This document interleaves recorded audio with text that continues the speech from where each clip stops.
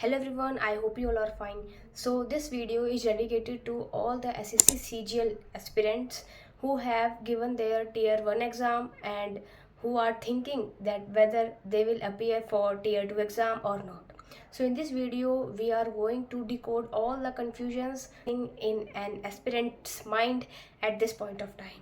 So let's begin. So first of all we are going to talk about that according to the SSC CGL exam pattern. The SSC CGL exam is still going on and many students have given their exam. But the thing is कि they are thinking that whether they'll appear for the tier 2 exam, they got selected for the tier 2 exam or not. They'll get the opportunity to give their second exam or not. So that depends on the cutoff or on the marks that a candidate has scored in the tier 1 exam. So those marks will be able to make a candidate sure that yes, he or she will be able to appear for tier 2 exam.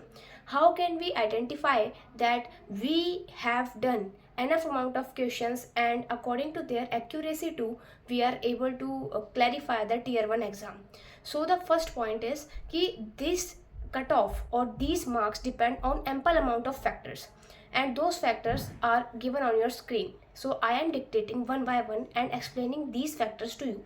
So first is the number of students appeared for the exam. I am not saying the number of forms applied as जो number of forms applied होते हैं वो हमेशा ज़्यादा होते हैं जो हमारे एक्चुअली अपीयर स्टूडेंट्स होते हैं उनसे. सो द मेन कंपटीशन और the actual competition is based on the actual number of students appeared for the exam. So after this जो सेकेंड फैक्टर आता है वो आता है difficulty level of the shifts. जो भी आपकी शिफ्ट्स है जिसमें आपने एग्ज़ाम दिया है उसमें आपका किस तरीके का डिफ़िकल्टी लेवल रहा है एग्ज़ाम का. द थर्ड इज़ कि जो भी आपने एग्ज़ाम दिया है उसमें आपने कितने नंबर ऑफ क्वेश्चंस को अटैम्प्ट किया है. एंड द फोर्थ इज़ कि आपकी जितने भी क्वेश्चन आपने अटैम्प्ट करा है उसमें आपकी एक्यूरेसी कितनी आ रही है. So these four factors are the main factors. And yes, the fifth factor is the reservation factor. The candidates who belong to a specific category, they got some concession in their marks and will be able to clarify the cutoff in a lower mark than the general category student. Okay, so these factors are playing a crucial role for making the merit.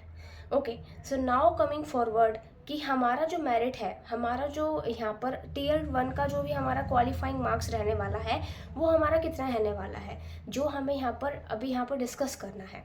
सो बात सारी ये है that totally depends on the number of question जो आपने attempt करे हैं.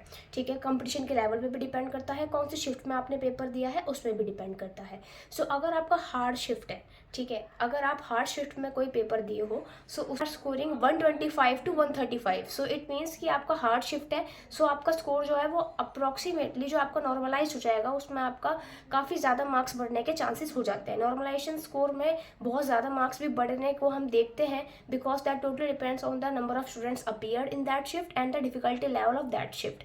ठीक है, so these two factors play a crucial role in normalising your marks whether they have increased और whether they have decreased. So the main thing is if your shift is easy, अगर आपकी easy shift है and आपका 145 150 तक भी score जा रहा है सो आई एम नॉट डिमोटिवेटिंग. आपका जो चांस है जो आप सेफ साइड पे हो तब भी, ठीक है, 145 अगर आप स्कोर कर रहे हो, अगर आप जनरल कैटेगरी के कैंडिडेट हैं सो आप एक सेफ साइड पे हो जाते हैं. ठीक है, 62 आपने 70 to 75 क्वेश्चंस आपने करेक्ट करे हैं सो इट मीन्स कि yes you have very bright chances of clearing this tier 1 exam. So for the general category candidates, approximately the 5 to 10 marks concession will be provided to the subsequent categories like OBCs, SC/SCs, PWDs, etc. So 5-10 marks का concession, जैसे 5 marks का concession या 2-3 marks का concession हम OBC को देख सकते हैं जनरल कैटेगरी से. ये लाइक कि अगर 130 मार्क्स हार्ड शिफ्ट में आपका UR कैटेगरी यानी जनरल कैटेगरी के लिए सेफ है तो आपको OBC कैटेगरी के लिए वही मार्क्स जो हो जाएंगे वो 125 हो जाएंगे.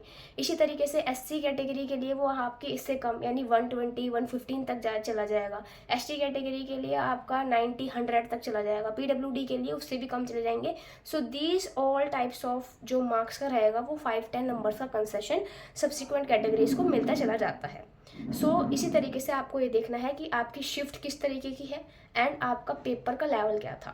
ठीक है, अगर आपको हार्ड लग रहा है तो इट मीन्स आपने अच्छे से प्रिपेयर करा था तो आपको हार्ड लग रहा है तो इट मीन्स सभी को हार्ड लग रहा है.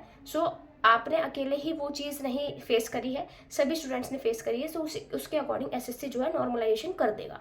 आपको वरी करने की ज़रूरत नहीं है। अगर आप हार्ड शिफ्ट में हो, 125 130 स्कोर कर रहे हो तो अच्छा स्कोर है, आप टियर 2 के लिए तैयारी करिए। एंड अगर आप ईजी शिफ्ट में हैं तो 135 140 स्कोर कर रहे हैं तो भी आप सेफ साइड पे हैं, तो भी आप तैयारी करना शुरू हो जाइए। एंड अकॉर्डिंगली कंसेशन आप कर सकते हैं अगर आप किसी कैटेगरी से बिलोंग करते हैं तो। So this is all about the video. So if you like this video, you can share this video to your friends and also subscribe my channel for these type of updates and videos.